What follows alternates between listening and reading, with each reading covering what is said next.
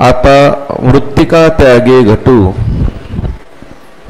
तंतु त्यागे तेजिजे जेवी तंतु त्यागे पटू तेजिजे जेवी वटू बीज त्यागे. भगवंताच्या कृपेने सर्व संतांच्या आशीर्वादाने पुण्यसलीला इंद्रायणी मातेच्या पावन तीरावर संजीवन समाधीस्थ ज्ञानोबराईंच्या या पवित्र अशा अलंकापूर नगरीमध्ये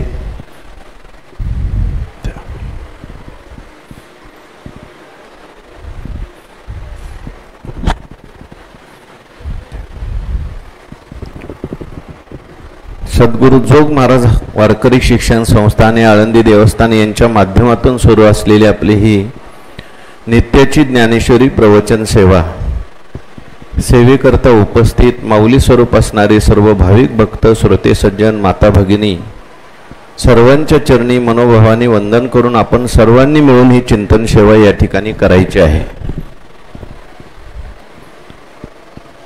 भगवान श्रीकृष्ण परमात्मा अर्जुनाचं निमित्त करून दिव्य असा गीतेचा उपदेश करतात आणि हा गीतेचा उपदेश ज्ञानेश्वर महाराज ज्ञानेश्वरीच्या माध्यमातून आपल्याला विस्ताराने सांगतात.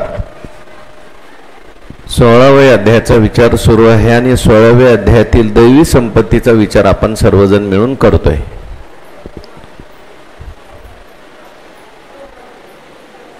देवाला प्राप्त करून देणारी जी संपत्ती आहे तिला दैवी संपत्ती असं म्हणतात. जीव हा वास्तविक पाहता देवच आहे. तुका म्हणे कैची कीव कोठे जीव निराळा. मनुष्य जन्माचं जर साध्य काय असेल तर नरदेह निधान लागले हाती उत्तम सार उत्तम गती देवची होई न मनती ते होती तरिका चित्ती न धरावे. आपल्याला सगळ्यांना देव व्हायचंय, किंबहुना देव आहेच परंतु तो विसरलेला आहे.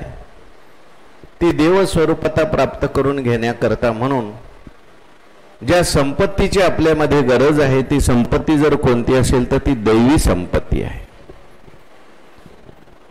आणि ही दैवी संपत्ती सांगत असताना भगवान परमात्मा दैवी संपत्तीचे 26 गुण सांगतात. पहिल्या श्लोकामध्ये 9 गुण सांगितले. अभयम सत्व संशुद्धीर ज्ञान योग व्यवस्थिती दानम दमश्च यज्ञश्च स्वाध्यायस्तप आर्जवम. आणि या दुसऱ्या श्लोकामध्ये भगवान परमात्मा आणखी काही गुणाचा विचार करतात. किती? 12. याच्यात 20 आहेत का? 11.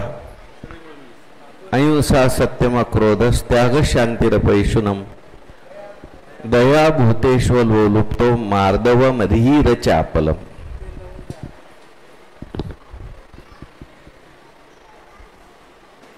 अनेक दैवी संपत्तीचे गुण सांगत असताना भगवान परमात्मा अहिंसा सांगतात. त्याचा विचार आपण करून आलो. सत्य नावाच्या गुणाचा विचार आपण करून आलो. अहिंसा सत्य अक्रोध आणि आज त्याग नावाच्या दैवी संपत्तीच्या गुणाचा विचार आपल्याला करायचा आहे. त्याग शब्दाचा अर्थ आहे सोडणे. त्यजती हा धातू त्याच्यामध्ये आहे. पण काय सोडायचं, कसं सोडायचं, किती सोडायचं आणि कधी सोडायचं हे कळलं तर खरा त्याग घडतो. मागे दान सांगितलेलं आहे त्याच्यामध्ये सुद्धा त्यागच आहे. पण टीकाकारांचं म्हणणं असं आहे की मागे दान सांगितलेलंच आहे, आताचा त्याग म्हणजे संन्यास. शंकराचार्यांनी त्यागम संन्यास असा विचार त्या ठिकाणी मांडला. पण संन्यास म्हणजे तरी काय? सम्यक न्यास म्हणजे योग्य प्रकारे समर्पण करणं, योग्य प्रकारे त्याग करणं म्हणजे संन्यास आहे.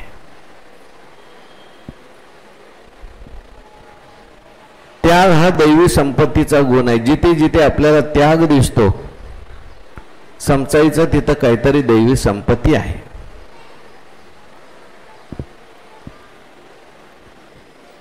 दैवी संपत्तीचा हा गुण असल्यामुळे आपल्याला देवाची प्राप्ती करून देणारा हा त्याग आहे. भगवान परमात्म्याने सांगितलं, त्यागात शांती रनन परम. शांती हे परमात्म्याचं स्वरूप आहे आणि ही शांती कशाने प्राप्त होते तर त्यागाने प्राप्त होते. भगवान परमात्म्याने आपल्याला झोप दिलेली आहे. झोपेत सुख आहे का दुःख आहे? हो,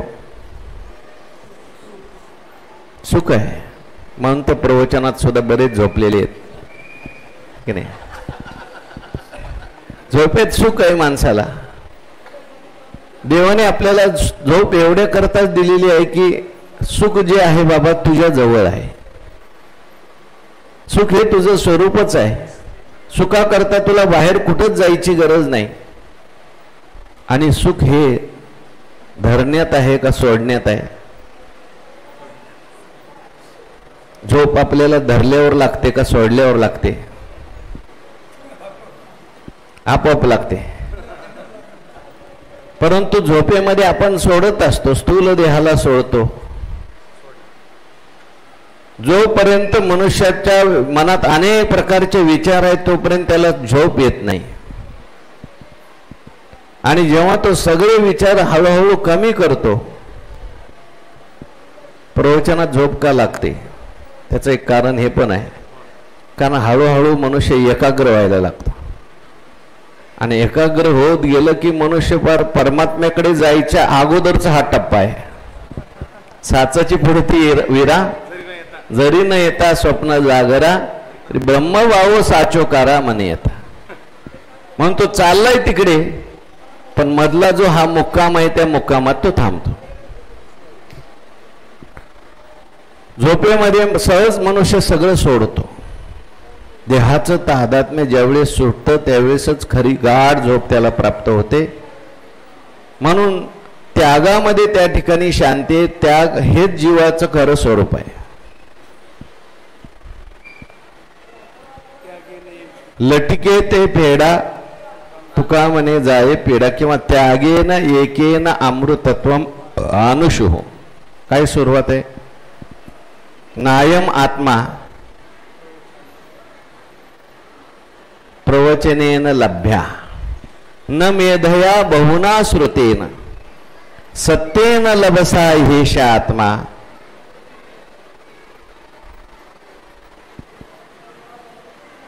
सम्यक ज्ञानेन ब्रह्मचर्येन नित्यम आणि त्यागेन एकेन अमृतत्व मानुषी. ही दुसरी श्रुती. त्यागानेच मनुष्याला शांती प्राप्त होते, अमृतत्वाची प्राप्ती होते. पण त्याग म्हणजे नेमकं काय आहे? झोपेत त्याग आहे पण तो सहज होणारा त्याग आहे. ती स्वाभाविक येणारी अवस्था आहे. म्हणून त्यागाचं खरं स्वरूप कळालं पाहिजे. नाहीतर त्यागाचं सुद्धा माणसाच्या जीवनात ओझं होतं, असं ज्ञानेश्वर महाराजांच्या 18व्या अध्यायात ओवी आहे. चुकलिया त्यागाचे वेझे केला सर्व त्यागोही होय ओझे.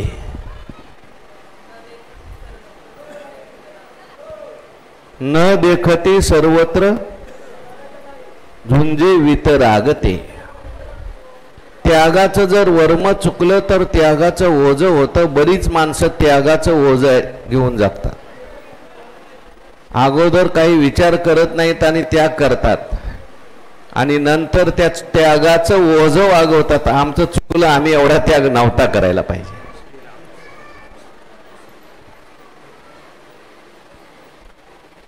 म्हणजे काय? त्याग केला परंतु त्यागाचा हेतू वेगळा आहे.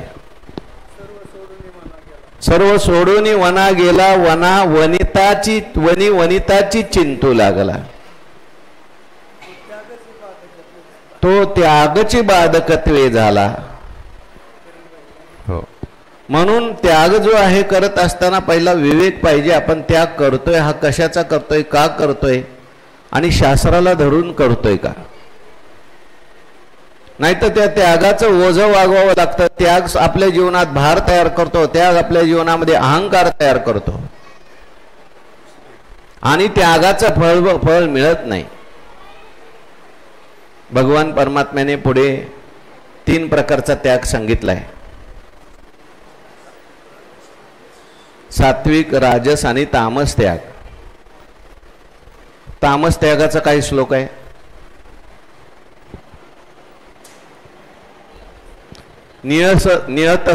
नियतस्य तु संन्यास कर्मणा नोपपद्यते मोहात तस्य परित्याग तामस परिकीर्तिता. आपल्या वाट्याला आलेले जे कर्म आहे त्याचा त्याग माणसाने करू नये, पण मोहाने कधी कधी मनुष्य त्याग करतो.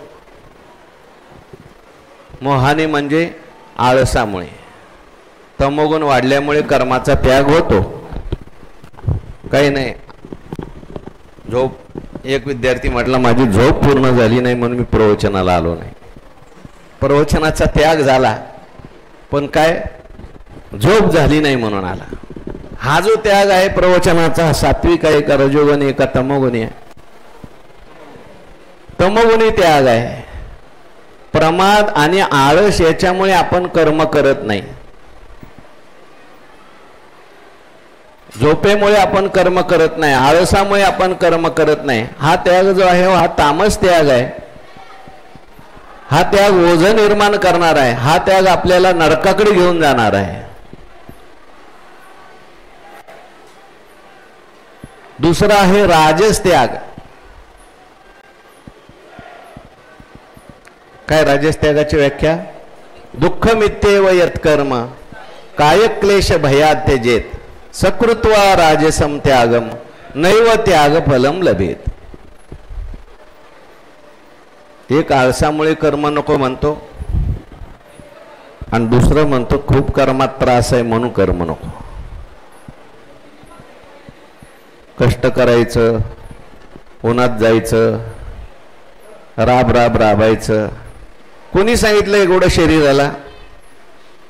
त्यापेक्षा राहायची सोय फुकट, जेवायची सोय फुकट, असं एखादी जागा बघा कुठे भेटते का? असं म्हणून एखादा जर त्याग करत असेल, कर्माचा त्रास झाला म्हणून येत असेल आणि त्याग करत असेल तर तो त्याग सांगितला रजोगुणी त्याग आहे. तो नैव त्याग फलम लभेत, त्याने त्यागाचं फल मिळत नाही. त्यागाचं फल काय? अंतःकरण शुद्धी. त्यागाचं फल काय? परमात्मा. म्हणून कर्म तर आपल्या वाट्याला आलेलं कर्म करायचं आहे, विहित करायचं आहे, शास्त्राने सांगितलंय ते करायचं आहे. परंतु ते करत असताना फलाची आशा ठेवायची नाही, कर्तृत्वाचा अहंकार ठेवायचा नाही.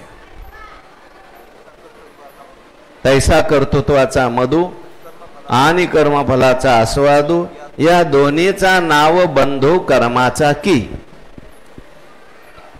अशा पद्धतीने कर्माच्या संबंधाने हा विचार आहे. त्यागात अनेक प्रकार, हा फक्त कर्माचा विचार मी सांगितला.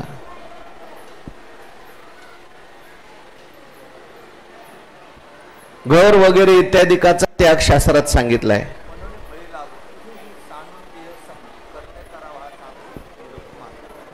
त्यागामध्ये अनेक प्रकार आहेत. एक आहे बाह्य त्याग आणि आंतरत्याग.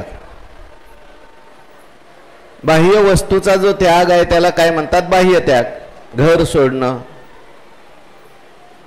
आई वडील सोडणं, हा काय आहे? त्यागच आहे. आणि तोही करावा लागतो. कारण श्रवण करायचं असेल तर म्हटलंय संन्यस्य श्रवणम कुर्यात. श्रवणाला प्रतिबंधक ज्या ज्या काही गोष्टी आहेत त्या सोडून आपल्याला त्याग करावा लागतो. मग श्रवण करावं लागतं. नाही तर त्या गोष्टी जर मध्येच आल्या तर आपल्याला श्रवणात अंतराय निर्माण होतो, विक्षेप निर्माण होतो. तुकाराम महाराज जे देहूवरून भंडारे डोंगरावर जात होते ते कशा करता जात होते? याजसाठी वनांतरा जातो सांडोनिया घरा माझे दिठावेल प्रेम बुद्धी होईल निष्काम. ते आणखीन पुढचं आहे. संसाराच्या नावे घालून या शून्य. तुका म्हणे आम्हा एकांताचा वास, ब्रह्मी ब्रह्मरस सेवू सदा. म्हणजे श्रवण करण्याकरता, ध्यान तप करण्याकरता एकांत लागतो. त्याच्याकरता म्हणून प्रतिबंध निर्माण होऊ नये म्हणून आपल्याला त्याग करावा लागतो. साधक असेल तर त्याला बराच वेळ त्याग करावा लागतो. एखादा ग्रस्त आश्रमी मनुष्य असेल त्यांनी सुद्धा आपल्या जीवनामध्ये वर्षातून काही दिवस तो त्याग केला पाहिजे. काही तीर्थयात्रा, काही सत्संग, या निमित्ताने क्षेत्रवास. पण हा बाह्य त्याग आहे. या बाह्य त्यागाबरोबर आंतरत्याग सुद्धा झाला पाहिजे. कदाचित बाह्य त्याग केलेला आहे आणि आंतरत्याग नसेल तर बाह्य त्याग जो आहे तो त्याग ठरत नाही. आंतरत्याग असेल, कदाचित बाह्य त्याग नसेल तर तो त्याग ठरू शकतो.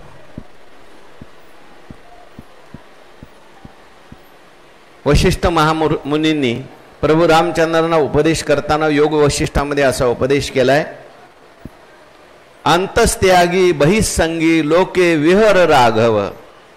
हे राघव, अंतस्त्यागी आणि बहिसंगी लोके विहर.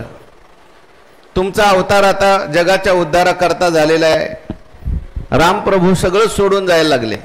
म्हटले मला राज्यही नको, मला काही नको, घरही नको, काही नको, आपला वनात जातो आणि बसतो एकांतात. वशिष्ठ ऋषींनी उपदेश केला. सगळं वशिष्ठ रामायण सांगावं लागलं, योग वशिष्ठ. आणि सांगितलं हे राघव, खरा त्याग जो आहे तो बाह्य त्याग नाही तर आंतरत्याग आहे. म्हणून तो आतून त्यागी हो आणि बाहेरून संग असल्यासारखं दाखव, असला तरी चालेल.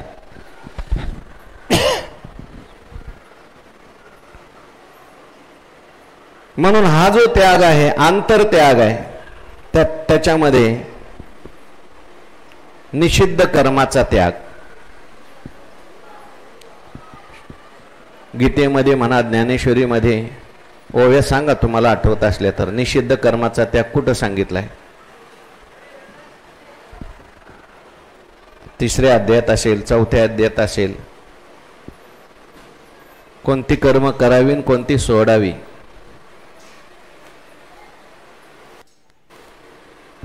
निषिद्ध कर्म सोडून द्यायचं. निषिद्ध म्हणजे शास्त्राने जे करू नका म्हणून सांगितलेलं आहे अशी जी कर्म आहेत ती सगळी कर्म आपण त्या ठिकाणी सोडून द्यायची.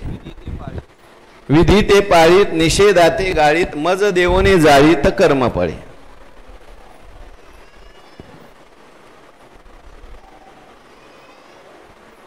काम्य कर्माचा त्याग करायला सांगितलंय. तरी उचित कर्मे आगवी,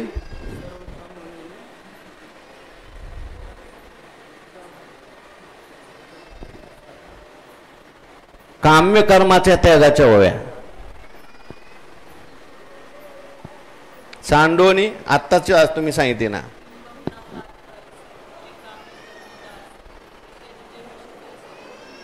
तेजी जे विष जैसे ओकुनिया. आत्ताच सांगितलेली ओवी तुम्ही. सांडोनी मनोनी फळी लागू, सांडूनी देह संगू, कर्मे करावा हा चांगू निरूप माझा.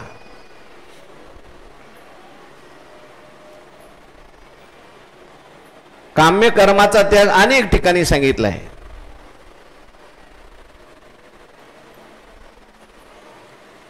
त्याच्यानंतर कर्म करत असताना फलाचा तर त्याग पाहिजेच पाहिजे, पण अहंतेचा त्याग सांगितलाय.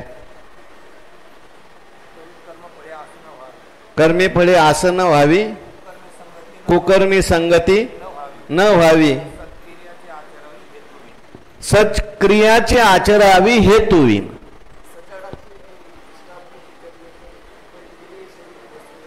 केले हे शरीरी व सोनेरी. म्हणजे फलाचा त्याग, अहंतेचा त्याग, निषिद्ध त्याग, काम्य कर्माचा त्याग.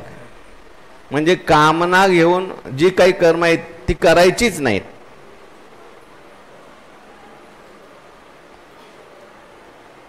त्याच्यानंतर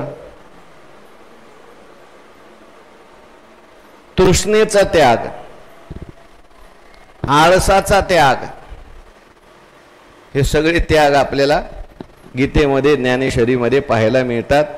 आणि शेवटी आहे अहंतेचा त्याग, आणि अहंतेला कारण असलेली अज्ञान आहे त्याचा त्याग.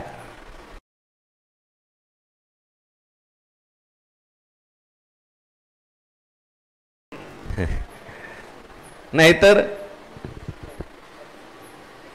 त्याजिल्याचे ध्यान राहिले, त्यागिल्याचे ध्यान राहिले अंतरी, अवघिते परी विटंबना. मी त्याग केलाय असं जरी स्मरण राहिलं तरी सुद्धा ती विटंबना होते. म्हणून त्याग इथपर्यंत आहे, लक्षात घ्या. मी त्याग केलाय याचं सुद्धा स्मरण नको, नाहीतर त्या त्यागाचा सुद्धा अहंकार निर्माण होईल. त्यागाचाच भोग होतो. भोगे घडे त्याग, त्यागे अंगा येती भोग, आईसे उपराटे वर्म, धर्मा अंगीचा अधर्म म्हटलंय. तुकाराम महाराज म्हणतात कधी कधी भोगात त्याग घडतो. बाहेरून भोग दिसतो, ती माणसं त्यागी असतात. संसारात राहणारी माणसं, त्यांच्याकडे जनकाकडे सगळे भोग दिसले, परंतु त्या ठिकाणी जनक हे त्यागी होते. जनकाचं म्हणून वर्णन केलं भगवान परमात्म्याने. देख पा जनकाधिक कर्मजात अशेक, न सांडिता मोक्ष सुख पावते झाले. आणि शुकाचार्यांच्याकडे बाह्य दृष्टीने त्याग होता, परंतु अहंकार निर्माण झाला. निघाले होते शुकाचार्य वनाच्या दिशेने. शुकाचार्य म्हणजे काही सामान्य नाही बरं का. आपण हा दृष्टांत सांगतोय म्हणजे सिद्धांतासाठी सांगतोय. ज्यांना हाक मारल्याबरोबर झाडं ओढ येत होती. व्यास महर्षींनीच असं लिहिलंय, तम सर्वभूत हृदयम मुनिमान तोस्मी. जे सर्वभूत हृदय झालेले आहेत असे मुनी, त्यांना मी नमस्कार करतो, असे शुकाचार्य. आणि रस्त्याने जात असताना अप्सरा स्नान करत होत्या. त्या स्नान करत असताना शुकाचार्य निघून गेले, अप्सरा स्नान करत राहिल्या. हा दृष्टांत विश्वामित्रांनी प्रभू रामचंद्रांना सांगितलाय रामायणामध्ये. आणि स्नान करत असताना निघून गेले शुकाचार्य. नंतर व्यास महर्षी आल्यानंतर त्या अप्सरांनी आपले कपडे सावरले. व्यास महर्षींना कुतूहल वाटलं. म्हटले, आत्ता माझा तरुण ताठा मुलगा तुमच्या समोरून गेला, बरं विवस्त्रावस्थेत गेला, तुम्ही कपडे सावरले नाही, तुम्हाला संकोच वाटला नाही, आणि मी मात्र आता तुमचा आजोबा आहे, माझी दाढी पांढरी झाली, मी आल्यानंतर तुम्ही कपडे का सावरले? त्या अप्सरांनी उत्तर दिलं, आम्ही व्यास महर्षींची शुकाचार्यांची दृष्टी पाहिली आणि त्यांच्या दृष्टीत आम्हाला असं दिसलं की यांना स्त्री आणि पुरुष असा भेद दिसत नाही, समदृष्टी आहे त्यांची, आणि म्हणून आम्हाला संकोच वाटला नाही. पण तुम्ही पाहिल्यानंतर तुमच्या मनामध्ये, तुम्हाला पाहिल्यानंतर आम्हाला असं वाटलं की तुमच्यात अजून तो भेद आहे. आम्हाला असं वाटतंय तुमचा पोरगा तुमच्यापेक्षा सुद्धा काय आहे, श्रेष्ठ आहे. आणि शुकाचार्यांची स्तुती त्या अप्सरांनी केली आणि ही स्तुती शुकाचार्यांनी ऐकली. स्तुती ऐकली आणि अभिमान झाला नाही असा जगामध्ये मनुष्यच सापडणार नाही.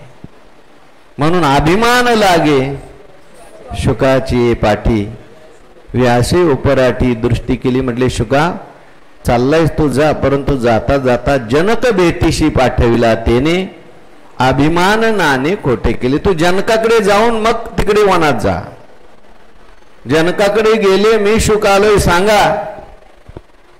ते जनकाचे सेवक आले, म्हटले आमच्या महाराजांनी तुम्हाला निरोप दिलाय, संसार सोडा मग आमच्याकडे या.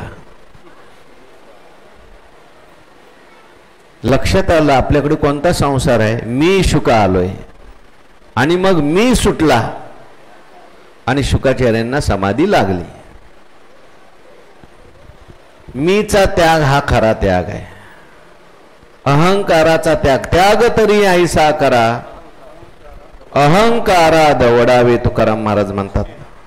त्याग कोणाही नलगे साधनाचा पांग, करणे केला त्याग देह बुद्धी. म्हणून ज्ञानोबारायाने हाच त्याग सांगितलाय. आता मृत्तिका त्यागे घटू, तंतू त्यागे पटू, तेजिजे जेवी वटू बीज त्यागे. याच्यातले दृष्टांताच्या ओळख कोणत्या आहेत आणि सिद्धांत कोणता आहे सांगा बरं.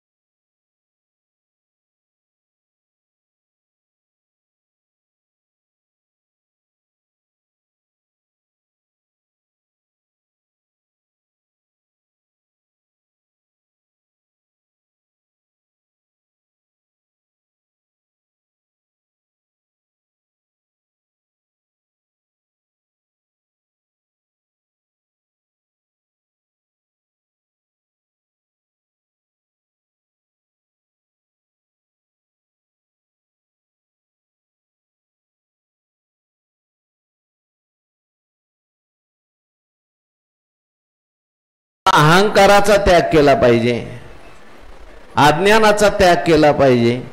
आणि देह अहंकाराचा त्याग झाला का संसाराचा. आता जे दृष्टांत दिले 3-4 ते वाचा. आता मृत्तिका त्यागे घटू, तंतु त्यागे पटू, तेजिजे जेवी वटू बीज त्यागे. 3 दृष्टांत दिले. कोणते कोणते. मृत्तिका घट हे आपल्या 5वीला पुजलेलं आहे. घट हा जन्माला आला तरी घट आहेच आणि मेला तरी. मृत्तिका घट, तंतुपट आणि बीज आणि वट. 3 दृष्टांत चढते दिलेले आहेत ज्ञानोबारायांनी. आता मृत्तिका त्यागे घटू, मृत्तिकेचा त्याग झाला. घटाचा त्याग स्वतंत्र करावा लागत नाही, कारण मृत्तिका घट म्हणजे काय. मृत्तिका इत्येव सत्यम वाचारंभनम विकारो नाम ध्येयम. मृत्तिका इत्येव सत्यम. घट म्हणजे काय. वाचारंभन आहे. वास्तविक पाहता काय भूमी आतून स्वयंभ काय घडिया गाडग्याचे निघती कोंब. कुलालमतीचे गर्भ म्हणजे काय. घट म्हणजे कुंभाराच्या डोक्यातली सुपीक कल्पना. यालाच काय म्हटलंय. घट म्हटलंय. घट म्हणजे मातीच आहे. घट जेव्हा निर्माण होतो तेव्हा मातीचा आहे, निर्माण झाल्यावर मातीचा आहे, फुटल्यावर सुद्धा काय. किंबहुना नामरूप जे घटाचं आहे ते वाचारंभन आहे, कल्पना आहे. आता ज्ञानोबा इथे सांगतात. आता मृत्तिका त्यागे घटू, घटाचा त्याग केला, आपलं मृत्तिकेचा त्याग केला की घटाचा त्याग करावा लागत नाही. हा दृष्टांत आहे. सिद्धांत काय. तेवी बुद्धिमंती देही अहंता सांडोनी पाही. देहातली अहंता सांडायची. देह हा आहे घट नाही. देह घट आहे आणि मृत्तिका काय? अहंता आहे. अहंकार ही मृत्तिका आहे आणि अहंकारातून देह नावाची कल्पना तयार झालेली आहे. हा देह घटच आहे. बघा तुम्ही, हे डोकं आहे ना, उलटा घट ठेवलेला आहे. सर्वा घटी म्हटलंय ना, उलट ठेवलंय घट. प्रत्येक घटामध्ये हा घट निर्माण तरी काय झाला तर अहंतेमुळे झाला. देह निर्माण कशामुळे झाला? अज्ञान करुडे तेने कोहमिकल्पाचे मांडे, मग विवरोनी कीजे पुढे देहो हम ऐसे. अहंकारामुळेच देह आहे, म्हणून अहंकाराचा त्याग केला, शरीराचा त्याग करायची गरज नाही. फक्त मी देह आहे या अहंकाराचा त्याग करा, शरीर त्याग करायची गरज नाही. शरीर राहणार आहे, तो पण राहणार आहे, जाणार आहे तेव्हा जाणार आहे.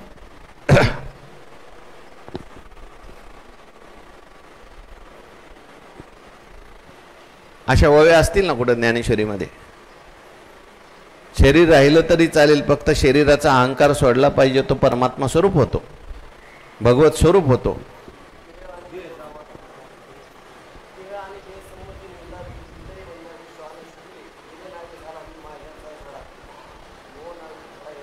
बरोबर, तुकाराम महाराजांचं प्रमाण आहे. देह आणि देह संबंधी निंदावी, इतर वंदावी.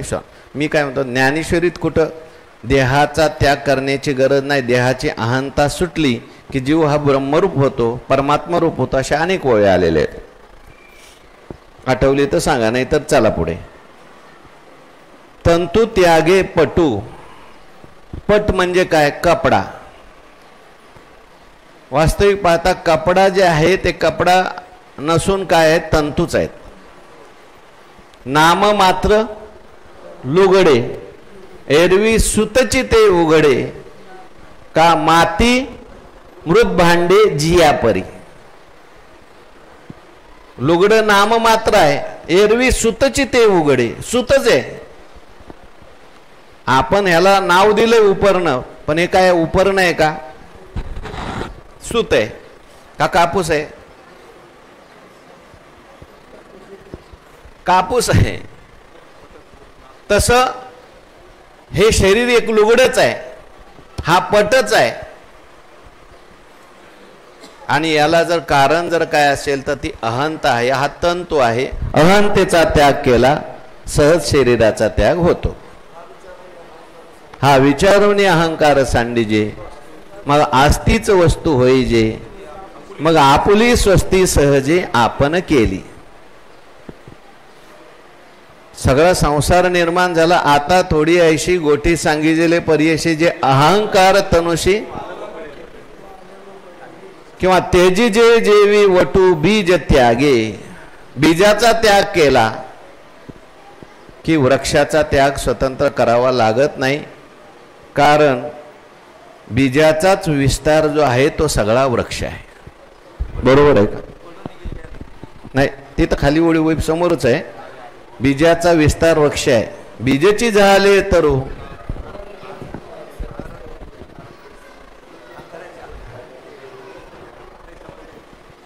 हा, तिकडं तसा मज एकाचा विस्तार होय, तसा अहंकाराचा विस्तार देह आहे.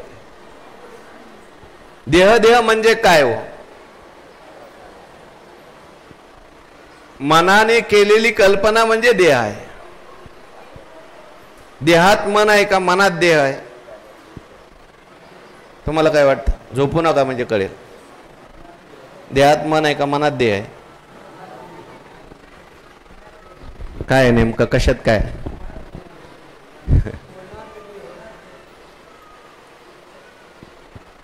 या भौतिक शास्त्राच्या दृष्टीने देहात मन आहे, पण अध्यात्मशास्त्राच्या दृष्टीने मनात सगळी सृष्टी आहे. कारण ही सगळी वाया मन हे नाव एरी कल्पनाची सावेव. सगळ्या कल्पना कुणी केलेल्या आहेत? ठीक आहे, स्वामी रामतीर्थ होते. त्याला एका माणसाने विचारलं, ते झेंडा हलत होता, लाकूड सुद्धा हलत होतं आणि झेंडाही हलत होता. म्हटले लाकूड हलतंय का झेंडा हलतोय? ते म्हणजे लाकूडही हलत नाही, झेंडा हलत नाही, तुझं मन हलतंय.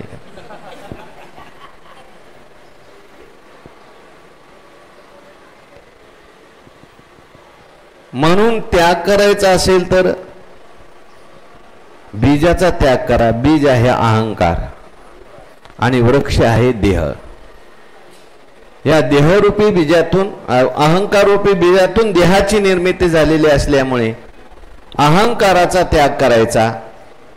का तेजुनी भिंती मात्र तेजीजे अवघेची चित्र का निद्रा त्यागे विचित्र स्वप्न जाळ.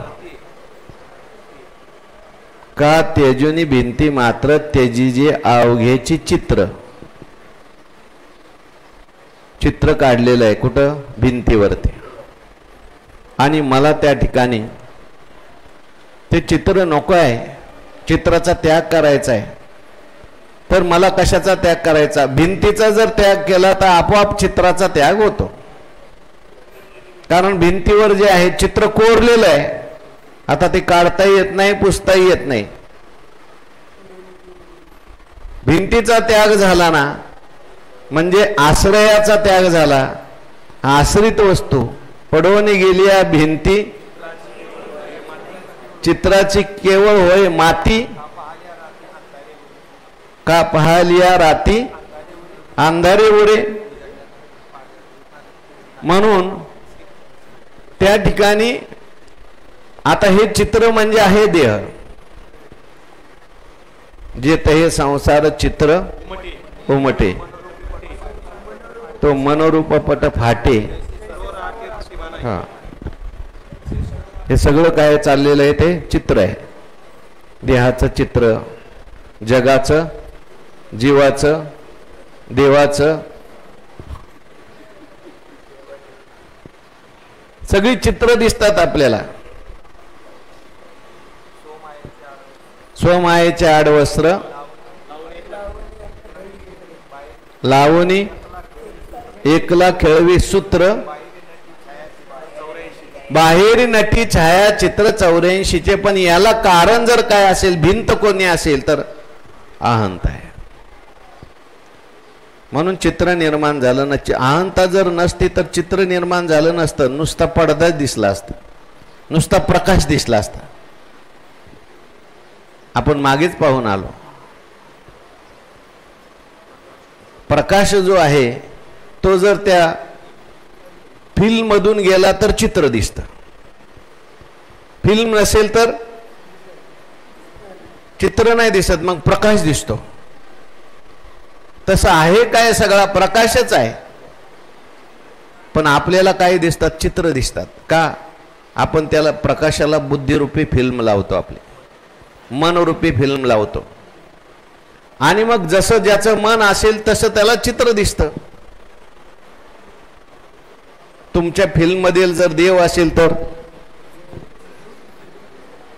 तुम्हाला बाहेर पडद्यावर कुठलं चित्र दिसणार आहे?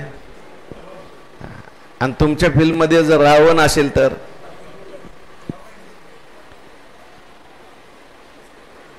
म्हणून मृत्तिका त्या आपलं का तेजुनी भिंती मात्र तेजी जे आगवेची चित्र. सर्व चित्राचा त्याग करायचा असेल तर भिंतीचा त्याग करायचा.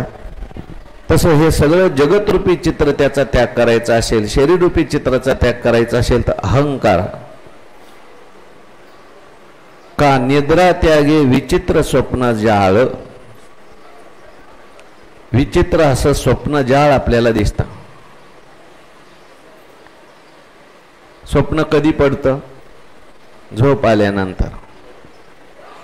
मग स्वप्नच पडवू नये असं वाटत असेल तर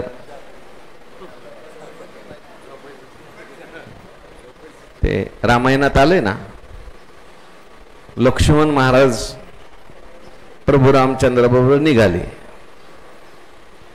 तर लक्ष्मण महाराजांना प्रभू रामचंद्राने सांगितलं, कमीत कमी आईला तरी विचारून ये बाबा. प्रभू रामचंद्र गेले नाही विचारायला. रामायणकारांनी खूप चांगला भाव सांगितला. ते म्हटले, रामचंद्र प्रभू का नाही गेले? म्हणजे मी कोणत्या तोंडाने जाऊ? एक असतो ऋ नको आणि एक असतो ध नको. सुमित्रा ध नको आहे आणि मी आहे ऋ नको. म्हणजे मी कर्ज घेणार आहे आणि ती मला देणारी आहे. तिचं धन घेऊन मी चाललोय. आणि बहुतेक कर्ज घेतलेली माणसं ज्याच्याकडून घेतलंय त्याच्याकडे जात, त्याच्या पुढे जास्त जात नाही. आणि सुमित्राही आली नाही. सुमित्रा माता का आली नाही त्याचं सांगितलं त्यांनी. कारण की कदाचित देवाला असं वाटेल, संकोच वाटेल, मी लक्ष्मणाला घेऊन चाललो, आई तुला त्रास होईल माझ्यामुळे. तो संकोच सुद्धा वाटू नये म्हणून सुमित्रा माता तिथे थांबली. पण लक्ष्मण जे आल्यानंतर विचारायला लागले, आई मी चाललोय. कुठं चालला? वनात चाललो, अयोध्या सोडून चाललो. तेव्हा त्या सुमित्रा मातेने सांगितलंय, अरे खरे आई वडील जगाच्या कोण आहेत? माये जगन्नाथ, बाप जगन्नाथ, अनाथाचा नाथ. सगळ्याचे आईबाप राम प्रभू आहेत. आणि आई सीता आहे. फक्त लक्ष्मण तुला मी एक सांगते, स्वप्नात सुद्धा तुझ्या मनात राग, द्वेष, काम, लोभ हे सगळे विकार आले नाही पाहिजे, नाहीतर माझी मान खाली जाईल. सुमित्र आईचं हे वचन ऐकल्यानंतर लक्ष्मण महाराजांनी आईचं दर्शन घेतलं. म्हटले, आई स्वप्न कधी पडतं? म्हटले, झोप लागल्यावर. तुझ्या समोर आज प्रतिज्ञा करतो, 14 वर्ष आपण झोपणारच नाही.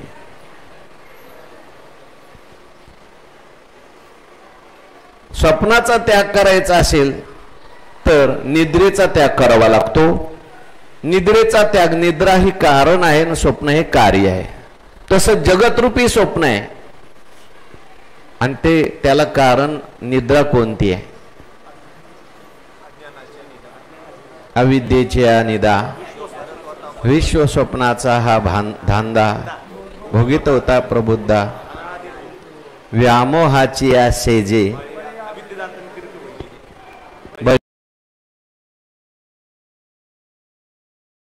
हा भोगीजे जन्म मृत्यूचा. आणखीन असली तर सांगा. अज्ञान ही झोप आहे आणि अज्ञानाच्या झोपेमुळे परमात्मा स्वरूपाचा अज्ञान, त्यामुळे आपल्याला हे जगतरूपी स्वप्न सगळं दिसतंय, भासतंय.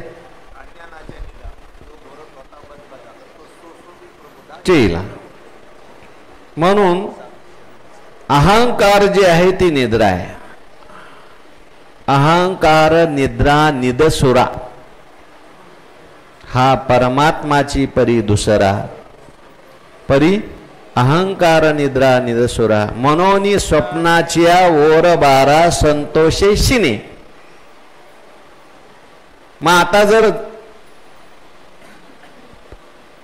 संतोष आणि शिन याचं स्वप्न जर घालवायचं असेल, हे स्वप्न घालवायचं असेल तर निद्रा घालवावी लागेल. ती कोणती घालवावी लागेल? अहंकाराची. नाना जळ त्यागे तरंगू, वर्षा त्यागे मेघू, तेजी जते जैसे भोग धन त्यागी. नाना जळ त्यागे तरंग. तरंग जे आहेत ते जळावर दिसतात. वास्तविक पाहता जळ म्हणजेच तरंग आहे. जळावर तरंग निर्माण कशामुळे झाली?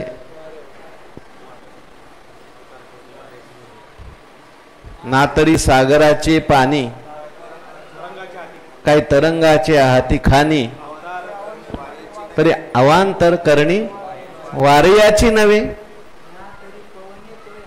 ना तरी पवने तोय हलविले, तरंगाकार जहाले, तरी कवन के जन्मले. म्हणो ये काही तेच वायूचे स्फुरण ठेले, उदक सहज सपाट झाले.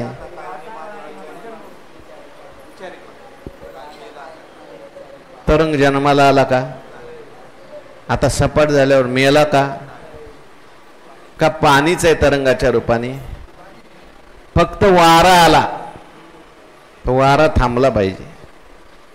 तसं परमात्माच आहे, पण परमात्मा रूपावर तरंग निर्माण झाले अहंकारामुळे. अहंकार रूपी वारा, म्हणून अहंकाराचा वारा माझ्या विष्णुदासा. अहंकार रूपी वारा जर आला तर तरंग निर्माण होतात. मी देह, हे जगत, हे जीव, ईश्वर, हे सगळे तरंग परमात्माचा आहे सगळा, पण हे भेद निर्माण होतात. कशामुळे भेद निर्माण होतो? हा अहंकारामुळे निर्माण होतो. म्हणून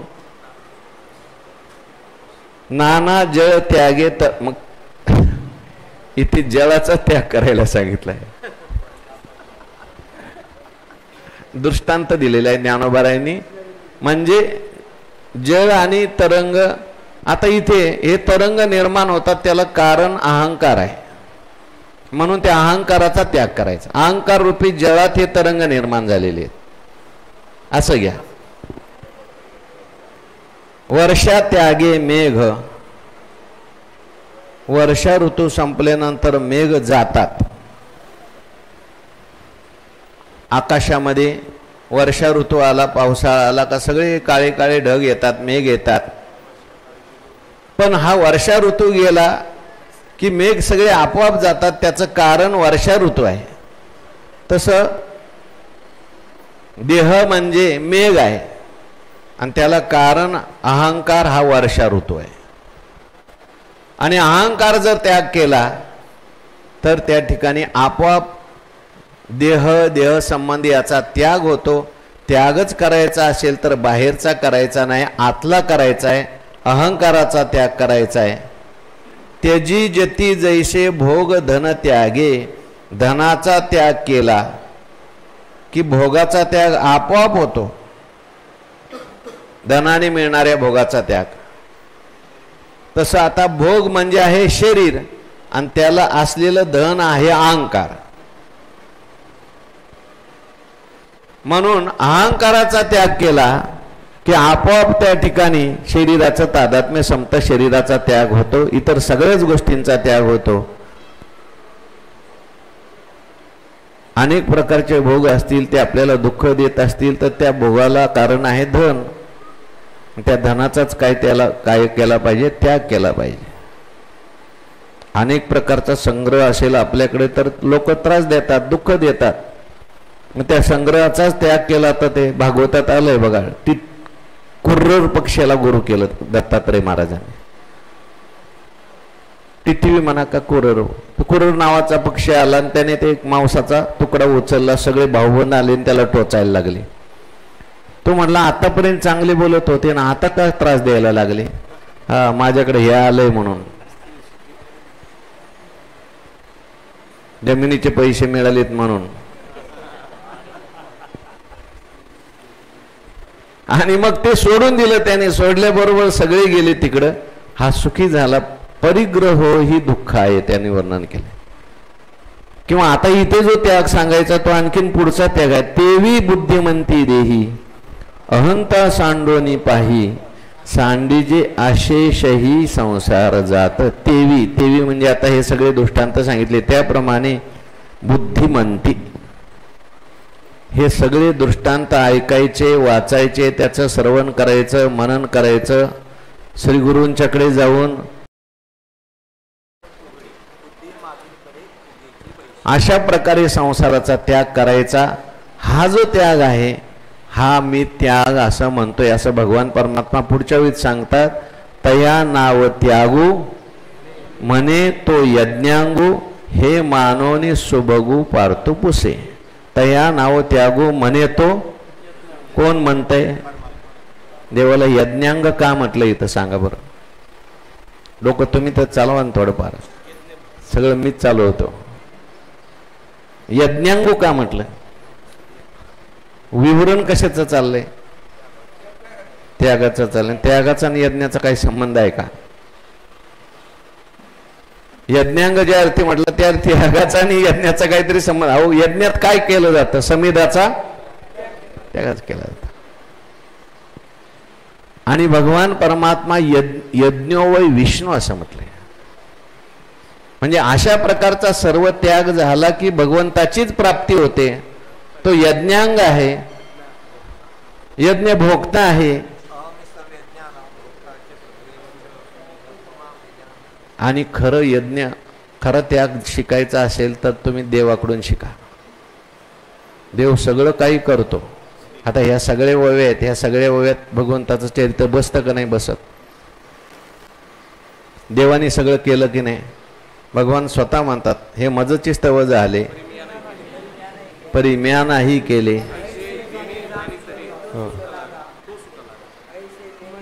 ब्रह्म आणि चोरी करी, काय देव आणि व्यभिचारी, श्रीपुत्रा कलत्र आणि ब्रह्मचारी हेही परी दाखविली. असं वर्णन केले नाथ महाराजांनी.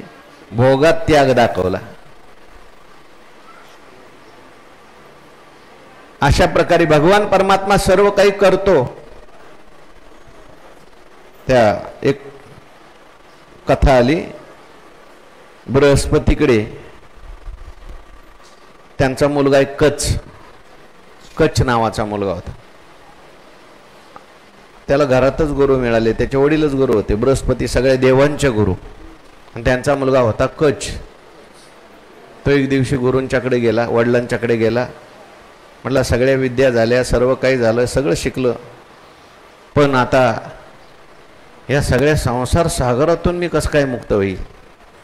हे झालं, तुम्ही मला सगळं शिकवलंय, पण ते अनुभवाला आलं पाहिजे ना हो.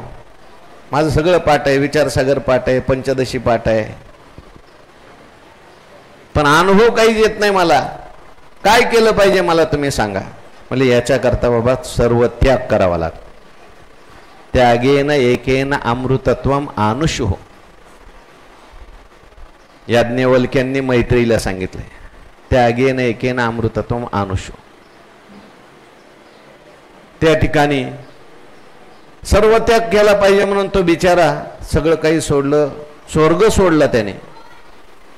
आता बृहस्पती म्हणजे स्वर्गात राहतात, तिथलं सगळं सोडलं. अमरत्व हे सिंहासन, ऐरावतासारखे वाहन, काम की नाही, सगळं सोडलं आणि बिचारा वनात जाऊन तपश्चर्या करायला लागला. 8 वर्ष तपश्चर्या केली. कोणी? झोपू नका म्हणजे कळेल. कोणी केली? कोणत्या? कोणाचा एकच? हा. 8 वर्ष तपश्चर्या केल्यानंतर बृहस्पती भेटायला गेले. कसं काय, बरं आहे का? काही नाही म्हटलं. एका पायावर उभं राहून बघितलं, प्रदक्षिणा केली गोदावरीची.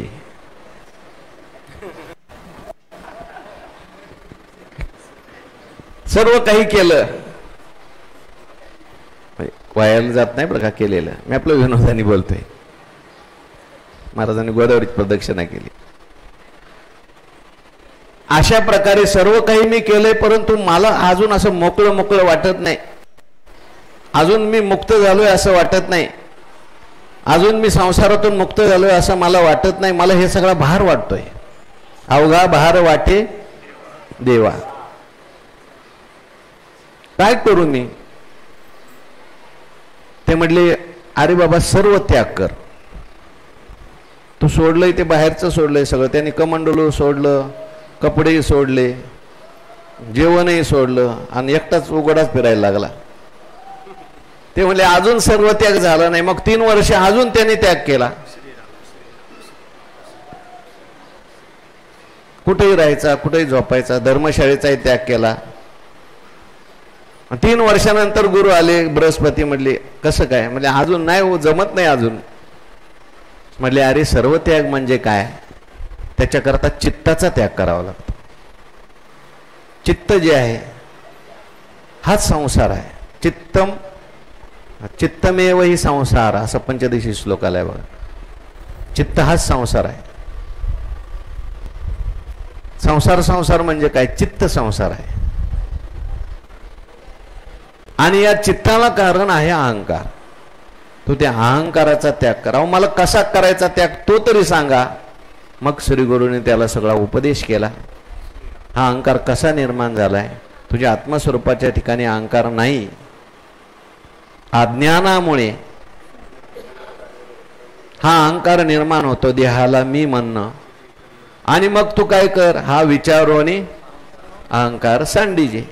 विचार करायचा आहे मी कोण आहे नेमका, आणि मग हळूहळू त्या सगळ्याचा अहंकार सुटत सुटत शेवटचा अहंकार मी ब्रह्म आहे हाही सोडायचा आहे, आणि मी सोडलंय हाही अहंकार सोडायचा आहे, आणि मग ब्रह्मरूप होऊन राहायचंय.